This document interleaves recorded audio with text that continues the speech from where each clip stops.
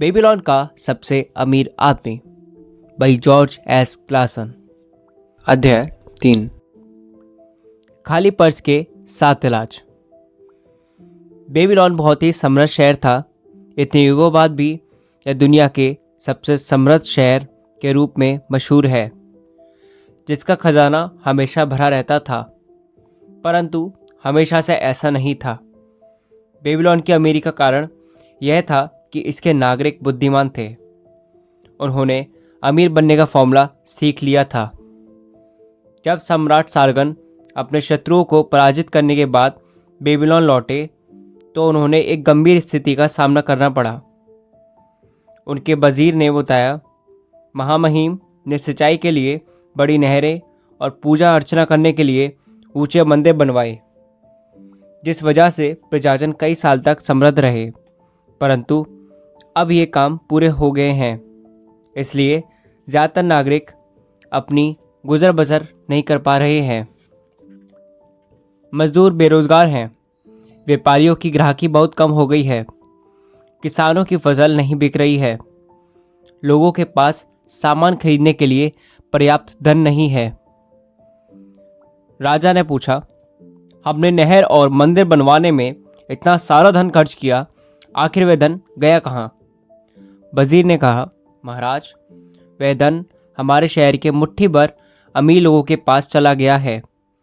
वह धन हमारे अधिकांश नागरिकों की उंगलियों में से उसी तरह फिसल गया जिस तरह बकरी का दूध छलनी में से फिसल जाता है। चूँकि अब धन की नदियां बहना बंद हो गई हैं, इसलिए ज़्यादातर लोगों की आमदनी भी खत्म हो गई है। सम्राट कुछ समय तक सोचते रहे, फिर उन्होंने पूछा, इतना सारा धन मुट्ठी भर लोगों के पास कैसे चला गया? वजीर ने जवाब दिया, क्योंकि वह इसका तरीका जानते थे। हम सफल लोगों की इस कारण निंदा नहीं कर सकते, क्योंकि वह सफल होने का तरीका जानते हैं। इसके अलावा यह भी उचित नहीं होगा कि वैध रूप से कमाए धन को जबरदस्ती छीनकर कम योग्य व्यक्तियों में बांट दिया जाए। सम्राट ने पूछा, सब लोग यह क्यों नहीं सीखते कि धन इकट्ठा कैसे किया जाता है ताकि मेरे शहर का हर आदमी अमीर बन जाए? क्या यह संभव नहीं है? बिल्कुल संभव है महाराज, परंतु उन्हें सिखाएगा कौन?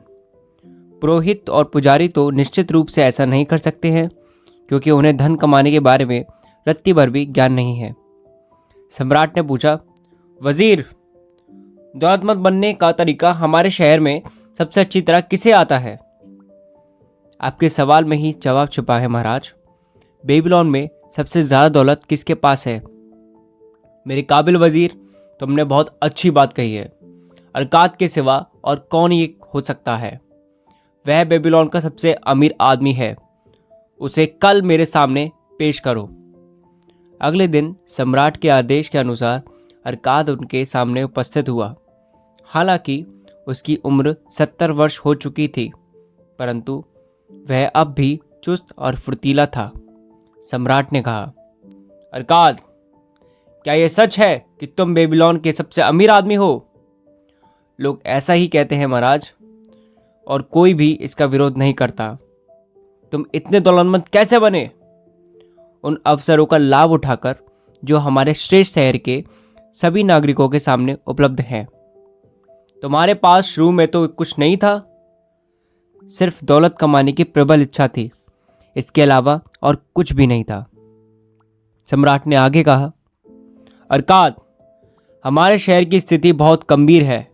सिर्फ मुट्ठी भर लोग ही दौलत कमाने का तरीका जानते हैं, इसलिए धन पर उनका एकाधिकार हो गया है, जबकि हमारे अधिकांश नागरिक यह नहीं जानते हैं कि वे अपनी आमदनी में से बचत करके दौलतमंद कैसे बन सकते हैं। मैं चाहता हूं कि बेबीलोन दुनिया का सबसे अमीर शहर बन जाए, इसलिए इसमें बहुत से दौलतमंद लोग होने चाहिए। इसके लिए हमें सब लोगों को यह सिखाना होगा कि अमीर कैसे बना जाता है। मुझे बताओ अरकाद, क्या दौलतमंद बनने का कोई रहस्य है या कोई फॉर्मूला है? क्या इसे सिखाया जा सकता है? महामहिम, जो एक व्यक्ति जानता है उसे दूसरे को भी सिखाया जा सकता है। सम्राट की आंखों में चमक आ गई। अरकाद, तुमने वही बात बोली जो मैं सुनना चाहता था। क्या तुम इस महान काम को अपना सहयोग दोगे? क्या तुम कुछ लोगों को सिखा सकते हो जो आगे चलकर दूसरों को सिखाएं, जब तक कि हम अपने शहर के हर नागरिक को अमीर बनने का फॉर्मूला ना सिखा दें? अरकाद ने सिर झुकाकर कहा, मैं आपका विनम्र सेवक हूँ और आपके आदेश का पालन करूँगा। मेरे पास जितना भी ज्ञान है मैं उसे अपने साथी नागरिकों की बेहतरी और सम्राट की संतुष्टि के लिए खुशी खुशी दूंगा। अगर वजीर साहब मेरी कक्षा के लिए 100 लोगों का प्रबंध कर दें तो मैं उन्हें खाली पर्स के 7 इलाज बताऊंगा। कभी मेरा पर्स बेबीलोन का सबसे खाली पर्स था, परंतु मैंने इन 7 इलाजों से उसे मोटा कर लिया। 15 दिन बाद सम्राट के हुक्म से 100 लोग शिक्षण मंदिर के बड़े हॉल में एकत्र हुए। वह अर्धवृत्त के आकार में बैठे थे। अरकाद एक छोटे चबूतरे के पास बैठा था जहां पवित्र दीपक जल रहा था, जिसमें से एक अजीब और अच्छी खुशबू आ रही थी। जब अरकाद उठा तो एक विद्यार्थी ने अपने पड़ोसी को कोहनी मारते हुए कहा, बेबीलोन के सबसे अमीर आदमी को देखो, परंतु वह भी हम लोगों की तरह एक इंसान ही तो है। अरकाद ने बोलना शुरू किया, हमारे महान सम्राट की आज्ञाकारी सेवक के रूप में मैं आपके सामने खड़ा हूँ। चूँकि मैं भी कभी धन की प्रबल इच्छा रखने वाला एक गरीब युवक था, और चूँकि मैंने अपने ज्ञान की बदौलत प्रचुर दौलत हासिल की है, इसलिए सम्राट चाहते हैं कि मैं आपको वह ज्ञान प्रदान करूं ताकि आप भी दौलतमंद बन सकें। मेरी जीवन यात्रा बहुत करीबी में शुरू हुई थी। मेरे पास ऐसा कोई लाभ नहीं था जो आपके या बेबीलोन के बाकी नागरिकों के पास ना हो। उस समय मेरे पास एक बहुत पुराना पर्स था। वह हमेशा खाली रहता था और मुझे इस बात से बहुत चिढ़ होती थी कि मैं चाहता था कि मेरा पर्स मोटा रहे और इसमें सोने के सिक्के खनखनाते रहें। इसलिए मैं खाली पर्स के इलाज खोजने में जुट गया। मुझे कुल 7 इलाज मिले। आज मैं आपको लोगों को खाली पर्स के 7 इलाज बताऊंगा। जो लोग बहुत दौलतमंद बनना चाहते हैं, मैं उन्हें सलाह देता हूं कि वे इन इलाजों पर अमल करें। 7 दिनों तक हर दिन मैं आपको खाली पर्स का एक इलाज बताऊंगा। मेरी बातों को ध्यान से सुनें, मेरे साथ बहस करें, आपस में चर्चा करें, यह सबक अच्छी तरह से सीख लें ताकि आप भी अपने पर्स में दौलत का बीज बो सकें। सबसे पहले तो आपको इस ज्ञान से लाभ उठाकर दौलतमंद बनना होगा। इसके बाद ही आप इस काबिल बनेंगे कि आप ये सबक दूसरों को सिखा सकें। मैं आपको पर्स मोटा करने के आसान तरीके सिखाऊंगा। यह दौलत के मंदिर की पहली सीढ़ी है। कोई भी आदमी बाकी सीढ़ियों तक तब पहुंचता है जब वह पहली सीढ़ी पर दृढ़ता से अपने कदम ना रख ले। अब हम पहले इलाज पर विचार करते हैं। पहला इलाज, अपने पर्स को मोटा करना शुरू करें। अरकाद ने दूसरी पंक्ति में बैठे एक विचारमग्न व्यक्ति से पूछा, मेरे प्रिय मित्र, आप क्या करते हैं? उस आदमी ने जवाब दिया, मैं एक नकल नवीस हूँ और मृदा परतों पर रिकॉर्ड लिखता हूँ। मैंने भी यही से शुरुआत की थी, इसलिए आपके पास भी दौलतमंद बनने का उतना ही अवसर है जितना मेरे पास था। फिर अरकाद ने पूछा पीछे की तीसरी तरफ बैठे एक लाल चेहरे वाले आदमी से, आप अपनी आजीविका कैसे कमाते हैं? उस आदमी ने जवाब दिया, मैं मांस बेचता हूँ। मैं किसानों से बकरियां खरीदकर उन्हें ज़िबा करता हूँ और फिर उनका मांस गृहिणियों को तथा उनकी खाल जूते बनाने वालों को बेचता हूँ। क्योंकि आप भी मेहनत करके कमाते हैं, इसलिए आपके पास भी सफल होने का उतना ही अवसर है जितना मेरे पास था। इस तरह अरकाद ने यह पता लगाया कि हर आदमी कौन सा काम करके अपनी आजीविका कमाता है। सब लोगों से सवाल पूछने के बाद उसने कहा, अब मेरे विद्यार्थियों, आप देख सकते हैं कि ऐसे बहुत से काम और श्रम होते हैं जिनमें इंसान धन कमा सकता है। कमाई का हर तरीका धन की नदी की तरह है। काम करने वाला अपनी मेहनत से उस नदी का रुख अपने पर्स की तरफ मोड़ लेता है। इसलिए आपके पर्स में आपकी योग्यता के अनुसार धन की छोटी या बड़ी धारा बहती है। क्या सच नहीं है? सब लोगों ने कहा कि यह सच है। अरकाद ने कहा, अगर आप दौलतमंद बनना चाहते हैं तो क्या यह समझदारी पूर्ण नहीं है कि आप दौलत के उस स्रोत का उपयोग करना शुरू करें जिसे आपने पहले से स्थापित कर रखा है। इस पर भी वे सहमत हो गए। फिर अरकाद अंडों के एक गरीब व्यापारी की ओर मुड़े। अरकाद ने पूछा, अगर आप किसी डलिया में हर सुबह 10 अंडे रखें और हर शाम को उसमें से 9 अंडे निकालें तो कुछ समय बाद क्या होगा? कुछ समय बाद वह डलिया पूरी भर जाएगी। क्यों? क्योंकि मैं हर दिन उसमें जितने अंडे डालता हूँ उससे एक अंडा कम निकालता हूँ। अरकाद मुस्कुराते हुए कक्षा की ओर मुड़ा। क्या आप में से किसी का पर्स खाली है? वह लोग पहले तो खिसियाकर हंसे, फिर उन्होंने मजाक में अपने खाली पर्स लहराकर अरकाद को दिखाए। अरकाद आगे बोला, ठीक है, जब मैं आपको खाली पर्स का पहला इलाज बताता हूँ, आप वही करें जिसका सुझाव मैंने अंडे के व्यापारी को दिया था। अपने पर्स में डाले 10 सिक्के में से सिर्फ 9 सिक्के बाहर निकालें। जब आप अपनी सिर्फ 90% आमदनी खर्च करेंगे तो जल्द ही आपका पर्स मोटा होने लगेगा। पर्स भारी होने से आपको अच्छा लगेगा और आपके कलेजे को ठंडक पहुंचेगी। यह सबक बहुत साधारण लगता है, परंतु साधारण होने के कारण मेरी कही बात को हल्केपन से ना लें। सत्य हमेशा साधारण होता है। मैं आपको बताऊंगा कि मैंने दौलत कैसे इकट्ठी की। मैंने भी इसी तरह शुरुआत की थी। पहले मेरा पर्स भी हमेशा खाली रहता था और मैं इसे कोसा करता था क्योंकि इसमें मेरी इच्छाओं को संतुष्ट करने के लिए धन नहीं होता था। लेकिन जब मैंने अपने पर्स में 10 सिक्के डालकर सिर्फ 9 बाहर निकालना शुरू किया तो यह भारी होने लगा। इस उपाय पर चलने से आपका पर्स भी भारी हो जाएगा। अब मैं आपको एक विचित्र सत्य बताता हूँ जिसका कारण मैं नहीं जानता हूँ। जब मैंने खर्च के लिए सिर्फ 90% आमदनी रखी तब भी मेरा खर्च उतनी ही अच्छी तरह से चलता रहा। मैं पहले जितनी कड़की में रहता था लगभग उतनी ही कड़की में रहा। इसके अलावा कुछ समय बाद धन मेरे पास पहले से ज़्यादा आसानी से आने लगा। निश्चित रूप से यह देवताओं का नियम है कि जो व्यक्ति अपनी आमदनी का एक निश्चित हिस्सा बचाकर रखता है और उसे खर्च नहीं करता है उसके पास धन ज़्यादा आसानी से आता है। इसी तरह यह भी सही है कि धन खाली पर्स वाले पर मेहरबान नहीं होता है। आप किस चीज़ को पाने की ज़्यादा इच्छुक हैं? क्या आपके लिए रोज़मर्रा की तत्कालिक इच्छाओं की संतुष्टि ज़्यादा महत्वपूर्ण है? आभूषण, वस्त्र, सजावट की चीज़ें, बेहतरीन व्यंजन, ये चीज़ें जल्दी ही चली जाती हैं और बुला दी जाती हैं, या फिर आपके लिए दूरगामी इच्छाएं ज़्यादा महत्वपूर्ण हैं? विशाल जायदाद, स्वर्ण भूमि, मवेशी, व्यापार, आमदनी देने वाले निवेश। आप अपने पर्स में से जो सिक्के निकालते हैं उनमें आपकी तात्कालिक इच्छाएं पूरी होती हैं।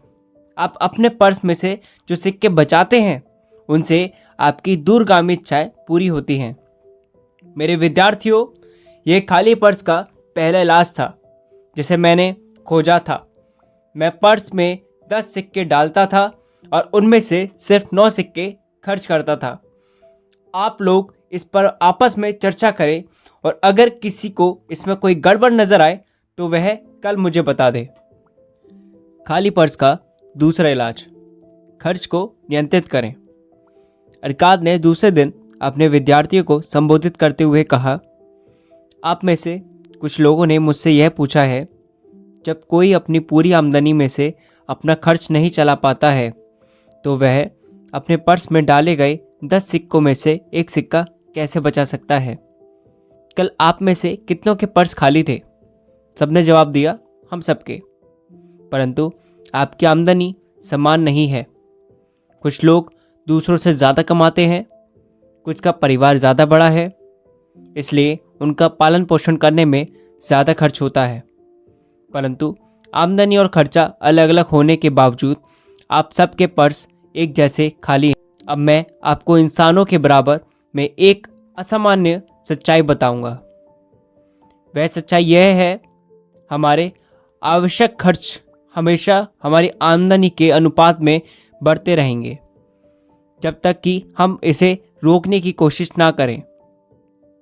आवश्यक खर्च और अपनी इच्छाओं के बीच एक फ़र्क को नज़रअंदाज ना करें।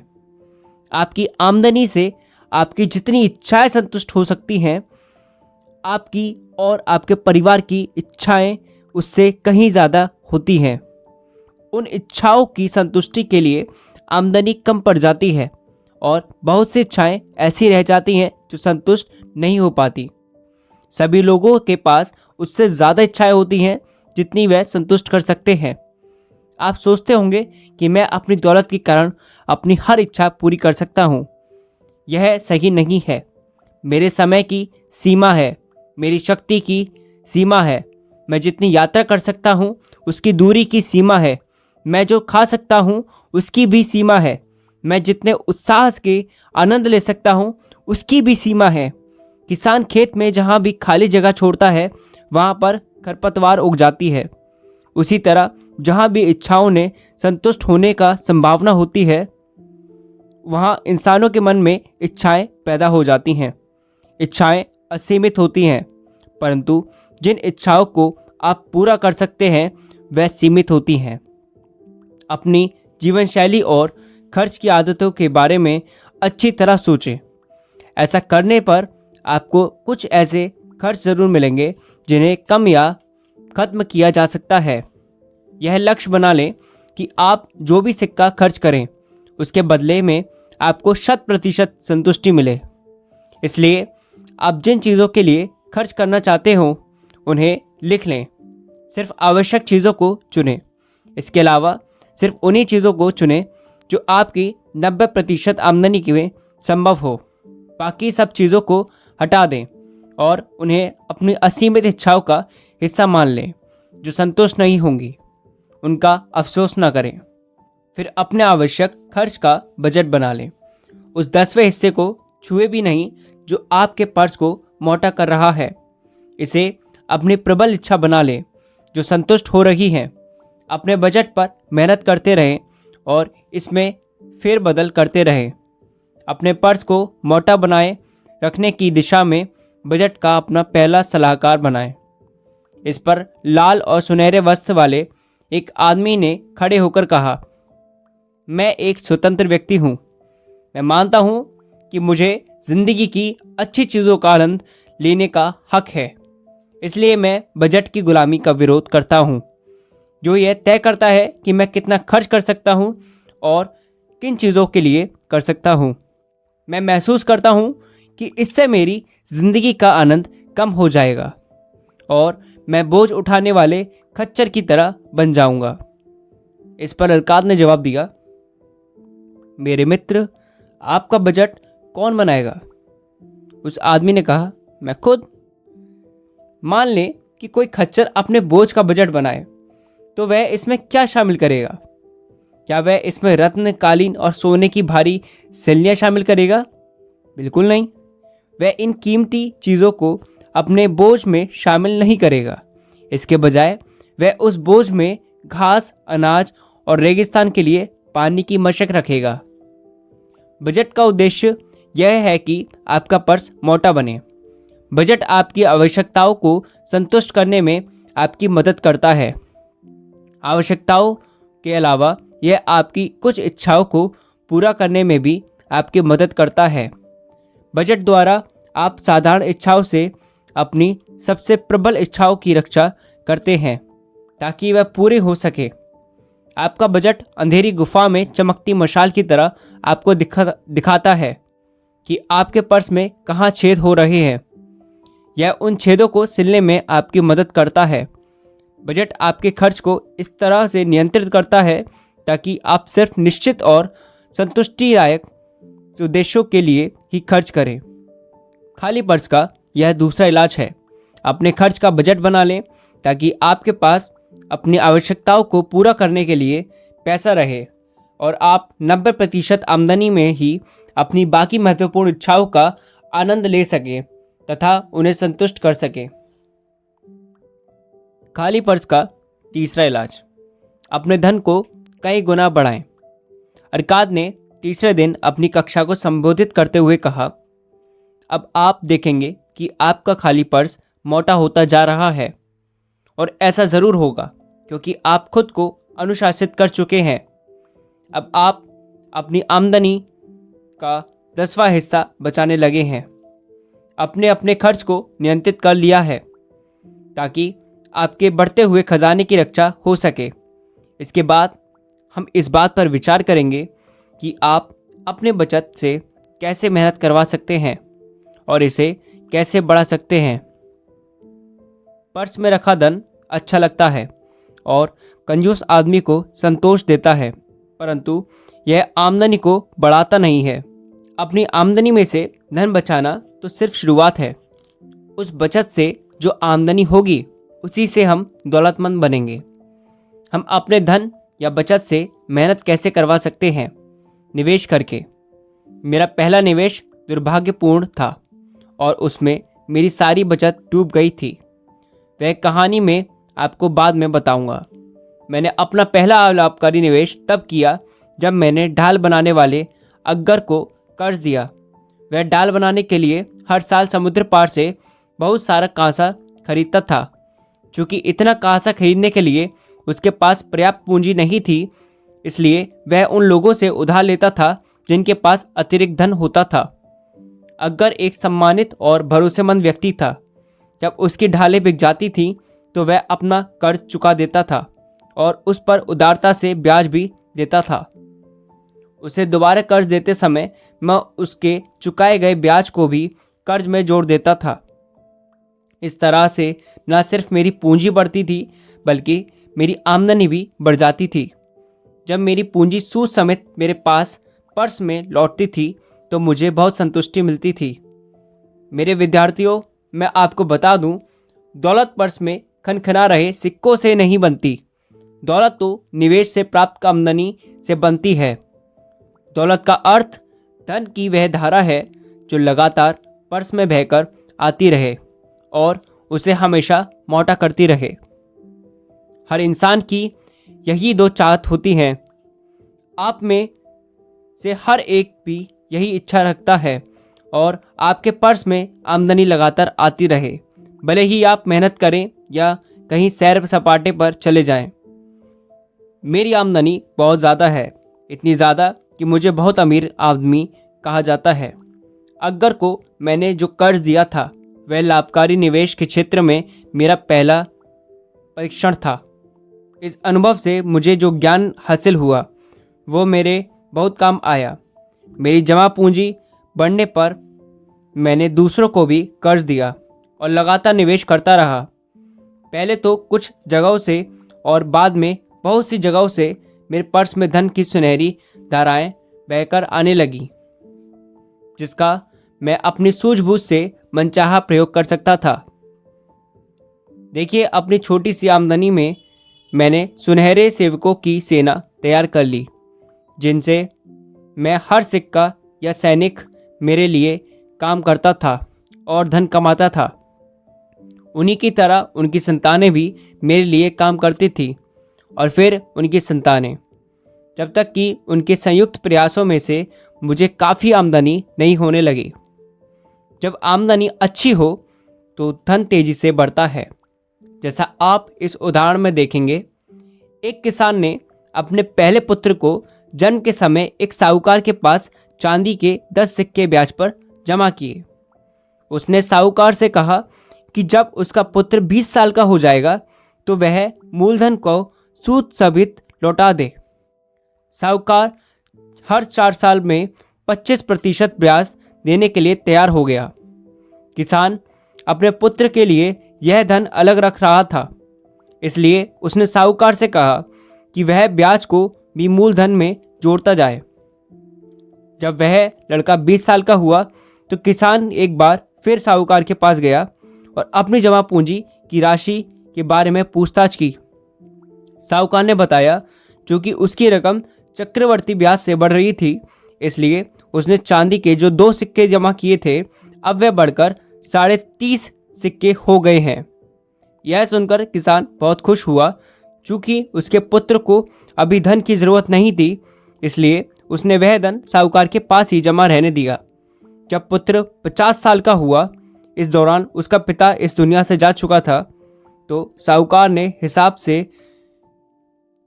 ने हिसाब चुकता करते हुए पुत्र को चांदी के 175 सोने के सिक्के दिए।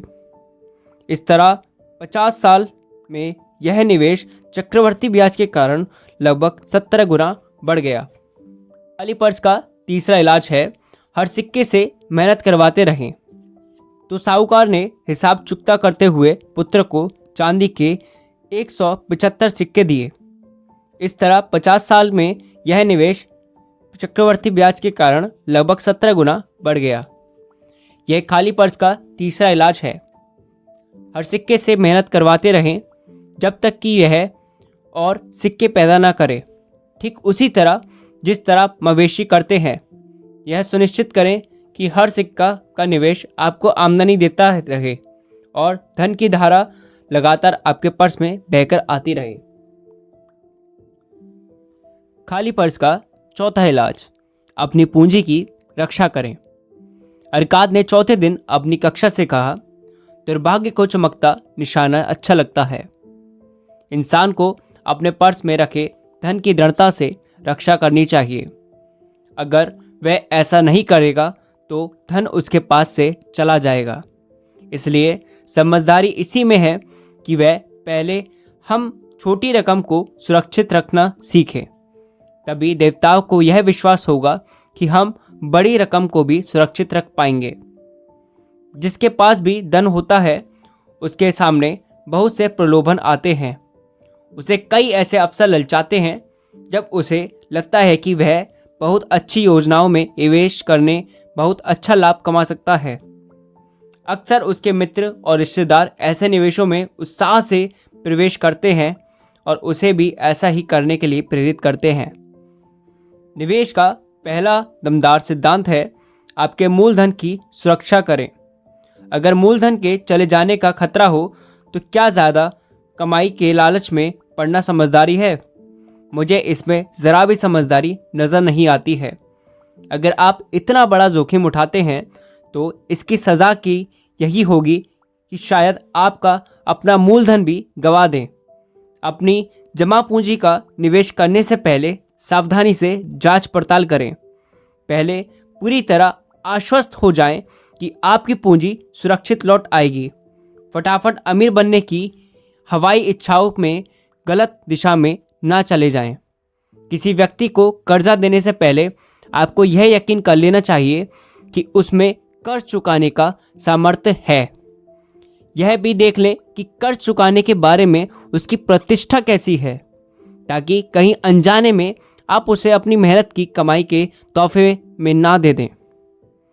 किसी भी क्षेत्र में निवेश करने से पहले अपने मूलधन पर मंडराने वाले खतरों के बारे में जान लें। मेरा पहला निवेश दुर्भाग्यपूर्ण और दुखद था।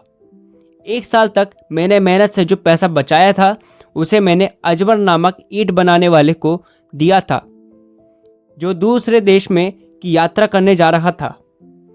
वह इस बात के लिए तैयार हो गया कि वह टायर से मेरे लिए फिनिशियंस के दुर्लभ रत्न खरीद लाएगा। हमारी योजना यह थी कि हम उन रत्नों को ज़्यादा दामों पर बेचकर मुनाफे को आपस में बांट लेंगे। फिनिशियंस बदमाश थे और उन्होंने अजमर को रत्नों के बजाय कांच के टुकड़े पकड़ा दिए। मेरी पूरी जमा पूंजी चली गई। आज मेरे पास इतना ज्ञान आ चुका है कि मैं तत्काल समझ लूँगा कि रत्न खरीदने के लिए ईंट बनाने वाले पर भरोसा करना मूर्खता है। मैं अपने अनुभव की समझदारी से आपको यह सलाह देना चाहूँगा, अति आत्मविश्वास में आकर अपनी पूंजी का ऐसी जगह पर निवेश ना करें जहां उसके डूबने का खतरा हो। बेहतर यह होगा कि आप धन के प्रबंधन के में अनुभवी लोगों की समझदारी भरी सलाह लें। इस तरह की सलाह मांगने पर मुफ्त मिल जाती है। हो सकता है कि यह सलाह उतनी ही मूल्यवान साबित हो जितनी रकम का आप निवेश करने जा रहे हों। सच तो यह है कि अगर यह सलाह आपकी पूंजी को डूबने से बचाती है तो यह आपकी पूंजी जितनी ही मूल्यवान होती है। यह खाली पर्स का चौथा इलाज है। यह इलाज बहुत महत्वपूर्ण है क्योंकि पर्स के भरे जाने के बाद यह उसे खाली होने से बचाता है। अपनी जमा पूंजी को नुकसान से बचाएं। सिर्फ वही निवेश करें जहां आपका मूलधन सुरक्षित रहे, जहां आप जब चाहे इसे दोबारा वापस पा सकें और आपको उचित ब्याज लगातार मिलता रहे। बुद्धिमान लोगों के सलाह से धन की लाभकारी प्रबंधन में अनुभवी लोगों की सलाह लें। असुरक्षित निवेशों से अपने धन को बुद्धिमत्तापूर्वक रक्षा करें। खाली पर्स का पांचवा इलाज, अपने घर को लाभकारी निवेश बनाएं। अरकाद ने अपनी कक्षा को 5वीं सबक सिखाते हुए कहा, इंसान अपनी कमाई का 10वां हिस्सा इसलिए अलग रखता है ताकि वह भविष्य में जीवन का आनंद ले सके। बहरहाल अगर वह अपनी आमदनी के बचे हुए 9 हिस्सों में से भी कुछ बचा सके और उसका लाभकारी निवेश कर सके तो उसका खजाना ज़्यादा तेजी से बढ़ेगा। बेबीलोन में बहुत से लोग अपने परिवार वालों के साथ किराए के मकानों में रहते थे। हालांकि उनसे आसपास का माहौल अच्छा नहीं रहता था। वे हर महीने किराए के रूप में मकान मालिक को बहुत सा धन दे देते थे। अक्सर उनके मकानों में बाग बगीचे के लिए जगह नहीं होती थी। खाली पर्स का 5वां इलाज, अपने घर को लाभकारी निवेश बनाएं। अरकाद ने अपनी कक्षा को 5वां सबक सिखाते हुए कहा, इंसान अपनी कमाई का 10वां हिस्सा इसलिए अलग रखता है ताकि वह भविष्य में जीवन का आनंद ले सके। बहरहाल अगर वह अपनी आमदनी के बचे हुए 9 हिस्सों में से भी कुछ बचा सके तो उसका लाभकारी निवेश कर सके और तो उसका खजाना ज़्यादा तेजी से बढ़ेगा। बेबीलोन के बहुत से लोग अपने परिवार के साथ किराए के मकानों में रहते थे। हालांकि उनके आसपास का माहौल अच्छा नहीं रहता था। वह हर महीने किराए के रूप में मकान मालिक को बहुत सा धन देते थे। अक्सर उनके मकानों के बाग बगीचे के लिए जगह नहीं होती थी। उनकी पत्नियां पेड़ पौधे नहीं लगा पाती थीं जिनसे हर औरत को खुशी मिलती है। उन मकानों में बच्चों के खेलने के लिए कोई जगह नहीं होती है, इसलिए वह गंदी गलियों में खेलते रहते थे। किसी भी व्यक्ति का परिवार तब तक जिंदगी का पूरा आनंद नहीं ले सकता जब तक कि उसके मकान में इतनी जगह ना हो सके कि उसके बच्चे साफ सुथरी जगह पर धरती पर खेल सकें और उसकी पत्नी न सिर्फ सुंदर फूल उगा सके बल्कि परिवार को खिलाने के लिए अच्छी सब्जियां भी उगा सके। अपने पेड़ों के अंजीर और अंगूर खाकर हर इंसान खुश होता है। अपने घर का स्वामी बनने में उसे गर्व का एहसास होता है। इससे उसका आत्मविश्वास बढ़ता है और वह अपने सभी प्रयासों में ज़्यादा मेहनत करता है। इसलिए मैं यह सलाह दूंगा कि हर आदमी के पास अपना खुद का मकान होना चाहिए जिसमें वह और उसका परिवार रह सके। अपने घर का मालिक बनना कोई खास मुश्किल काम नहीं है। जिस व्यक्ति में भी इच्छा शक्ति हो वह ऐसा कर सकता है।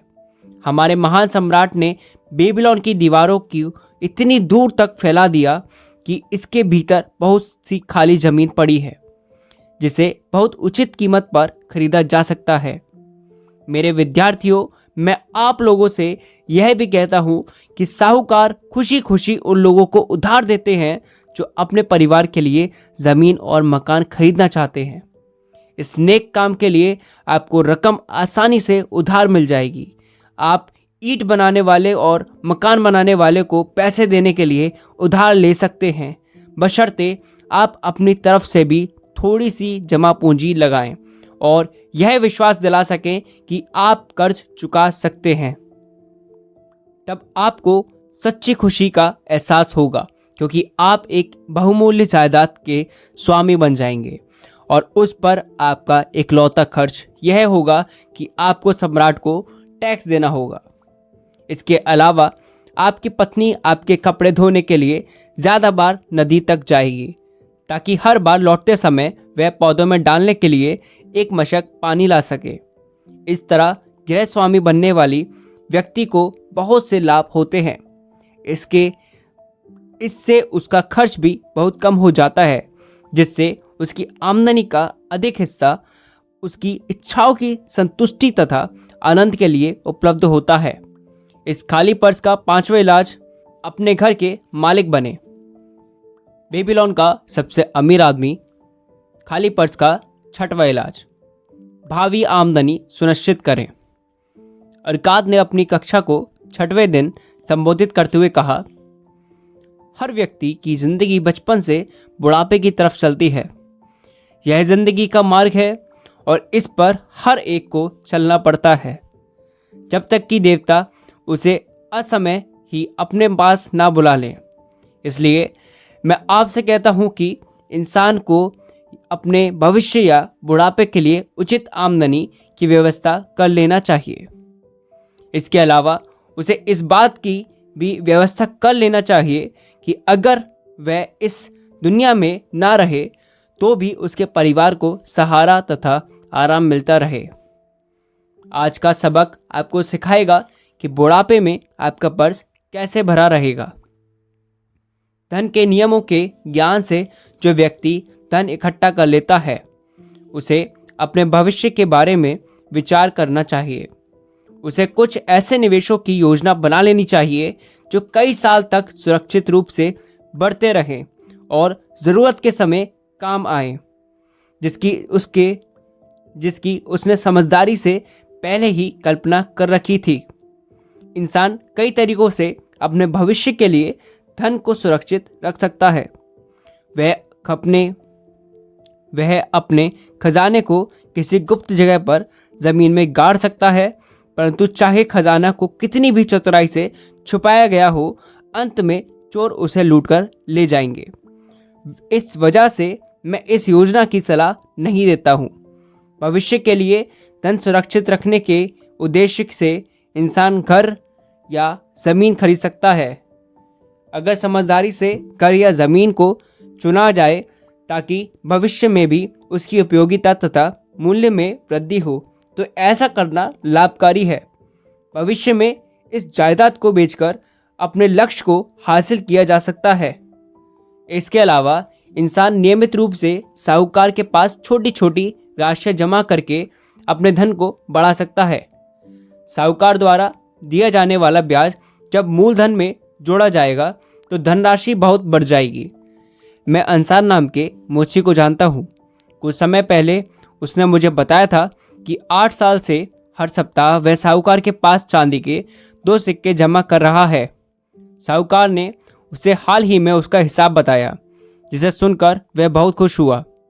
उसने जो छोटी छोटी राशियां जमा की थीं, वह हर 4 साल में 25% ब्याज की आम दर से बढ़कर अब चांदी के 1040 सिक्कों में बदल गई है।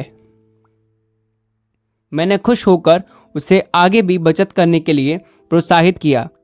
अपने अंकों के ज्ञान से मैंने उसे बताया कि अगर वह 12 साल तक हर हफ्ते चांदी के 2 सिक्के जमा करता रहेगा तो साहूकार उसे चांदी के 4000 सिक्के देगा और इतनी रकम उसके पूरी ज़िंदगी में खर्च करने के लिए पर्याप्त होगी।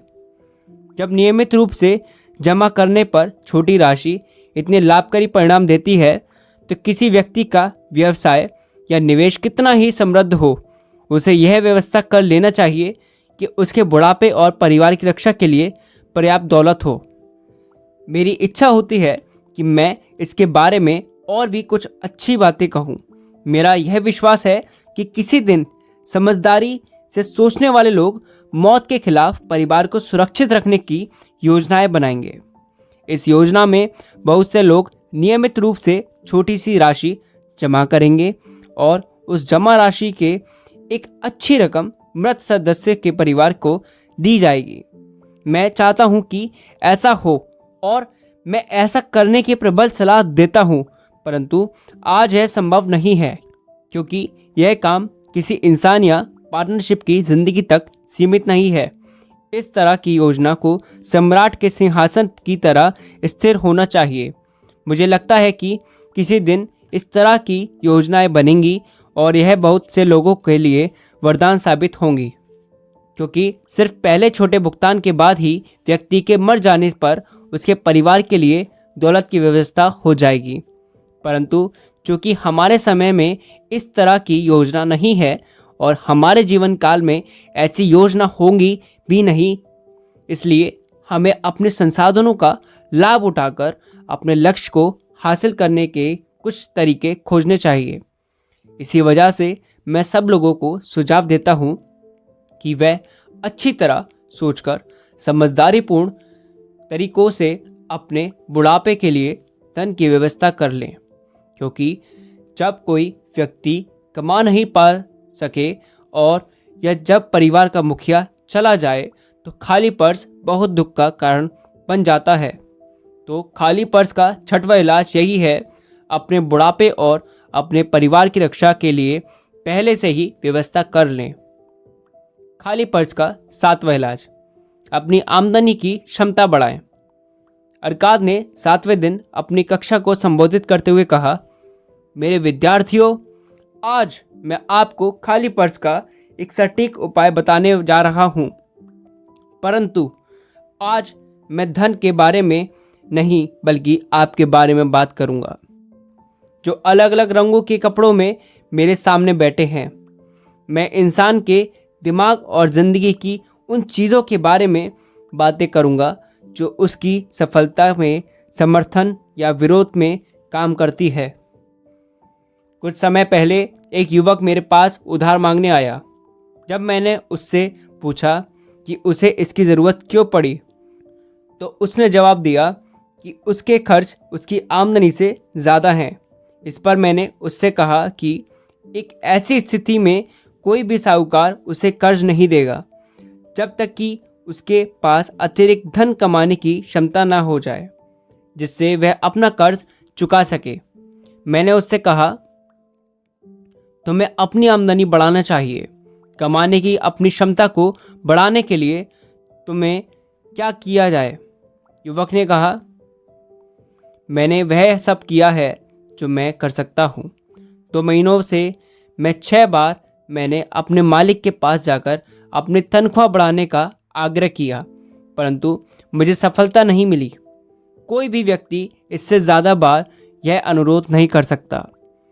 हम उसके भोलेपन पर हंस सकते हैं, परंतु उस युवक में आमदनी को बढ़ाने के लिए आवश्यक एक महत्वपूर्ण गुण था।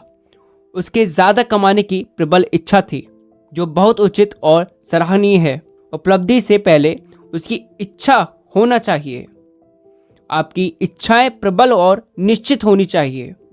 सामान्य इच्छाएं सिर्फ कमज़ोर चाहत होती है। अगर किसी इंसान में सिर्फ अमीर बनने की चाहत है तो उससे कोई फ़ायदा नहीं होगा, परंतु जिस व्यक्ति में 5 स्वर्ण मुद्राओं कमाने की इच्छा है, उसकी इच्छा निश्चित है और वह इसे पूरा कर सकता है। जब वह इसे हासिल करने के लिए लक्ष्य की शक्ति का प्रयोग करेगा और सफल हो जाएगा, तो अगली बार वह 10 स्वर्ण मुद्राएं कमाने के लिए उन्हीं तरीकों का प्रयोग कर सकता है, फिर 20 मुद्राएं के लिए और बाद में 1000 मुद्राओं के लिए, और देखते ही देखते वह अमीर बन जाएगा। अपनी एक निश्चित छोटी इच्छा को पूरा करना सीखकर उसने बड़ी इच्छा को पूरी करने का प्रतिक्षण पा लिया। इसी प्रक्रिया से दौलत हासिल की जाती है। पहले छोटी राशि, फिर उससे बड़ी राशि, जब तक कि इंसान सीखकर ज़्यादा सक्षम ना बन जाता है। इच्छाएं आसान और निश्चित होनी चाहिए। अगर वह बहुत या बहुत जटिल हो या ऐसी ही हो जिन्हें हासिल करने का प्रशिक्षण उस व्यक्ति के पास ना हो, तो सफलता कभी नहीं मिलेगी।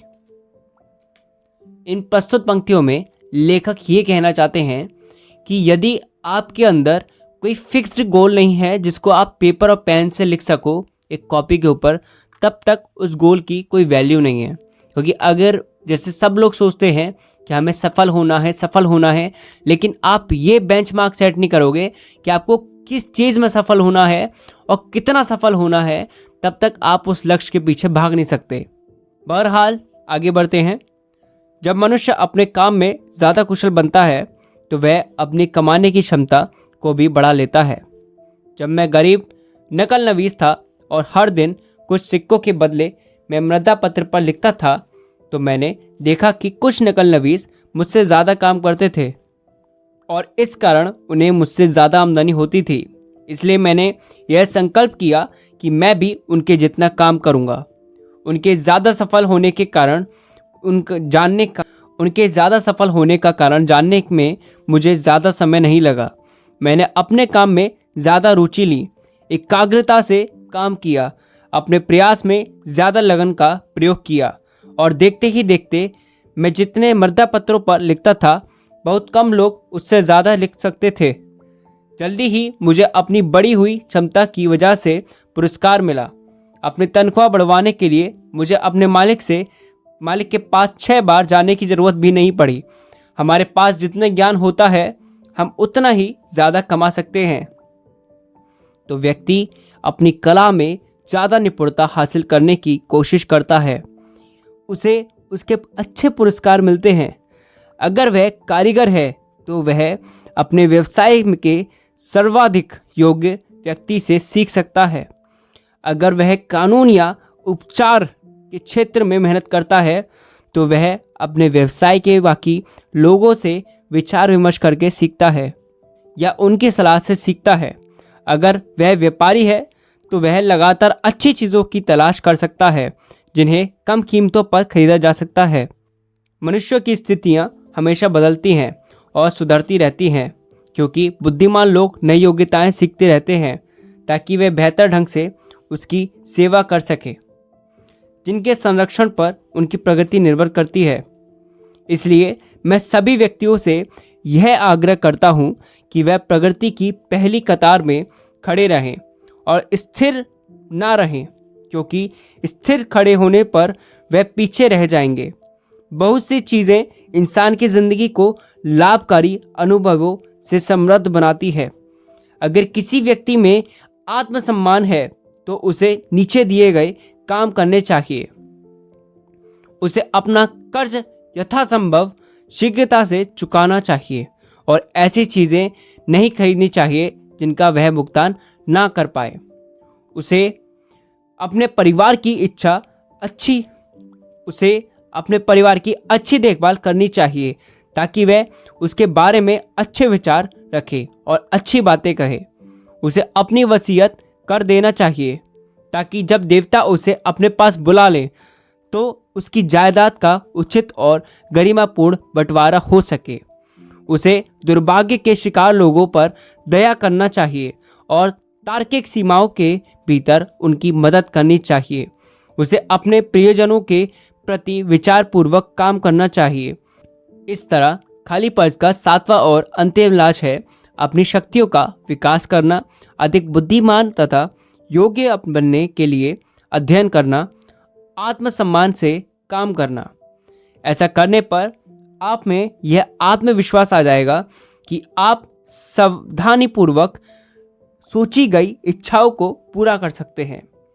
तो खाली पर्स के 7 इलाज ये हैं जो मैंने लंबे और सफल जीवन के अनुभव से सीखे हैं। मैं दौलत चाहने वाले सभी लोगों से इन पर अमल करने का आग्रह करता हूँ। मेरे मित्रों, बेबीलोन में इतना सोना भरा पड़ा है जिसकी आप कल्पना भी नहीं कर सकते हो। यहाँ पर सबके लिए प्रचुर दौलत है। आगे बढ़ें और इन सच्चाइयों को दूसरे लोगों को भी सिखाएं ताकि हमारे सम्राट का हर सम्मानित नागरिक हमारे प्रिय शहर की अपार दौलत में सहभागी बन सके। धन्यवाद। मिलते हैं अगले अध्याय के अंदर। सौभाग्य की देवी से मिलें। Inspire by win, signing of.